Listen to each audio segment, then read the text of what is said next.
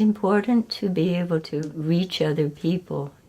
So empathy is a very, very important thing. And there are people who don't have that. And that's why I invented brain bridging, because I noticed this was missing when I worked in El Camino Hospital. And I worked there 30 years, so I had a long time to study.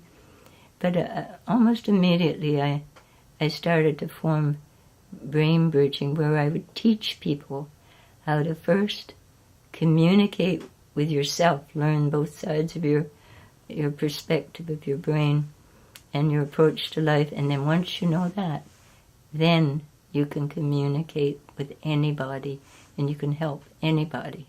And I've come both sides to show people in therapy, in education, in friendship, in synchronicity, that this is available.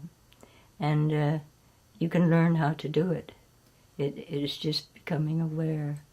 And you can learn how to use both sides of your brain. You see, and Brian and I had to learn that. I had to learn to go to the medical side.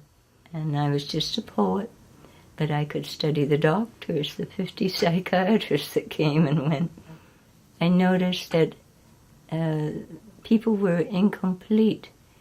They came either from the many people from the left hemisphere of your brain to the right and favored the left, but they put up a blockade of knowing the other half. Or they would come, many of the patients, bless them, were right hemisphere to left because they had the feeling and the sensitivity, and they'd let that harm them. And they needed more of the left hemisphere. They needed more of the logic and the solid roots. And those psychiatrists, you see, they needed brain bridging. Some of those psychiatrists, they were very left-headed, and they weren't using all the right. So how could they meet a very right-headed person? I would tease and say, this person is with the wrong doctor.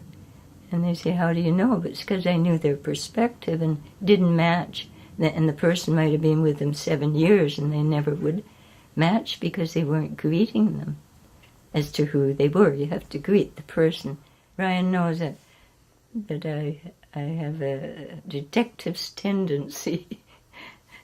And I have to prove things and root things. And I did his medical notes when he was at McGill in Canada, at the big county hospital when we first married. And he said, people have been so kind to you, they don't even swear at you. You got to learn this other side of life, see? He was aware of what was missing for me.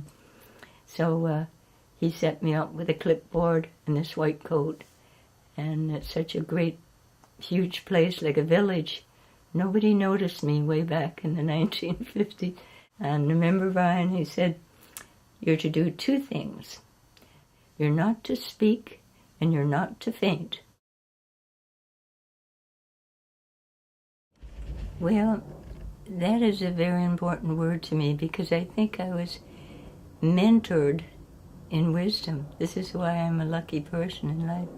From 10 years of age, I was gathering truth, and to me, that is wisdom. And everybody in life has a chance at wisdom, because that's one of the reasons I think we come.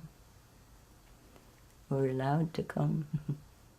And also, I think you come to life to soak in beauty in many ways, with art and music and color and vibrations. And wisdom isn't just garnered through the years and the elderly or the wise. There's the poem that children come trailing glory as they come. Some of them really trail glory and keep it with them. And you have to listen to children, as you know. Very often wise things come out of the mouths of children. If you don't pay attention, you miss it.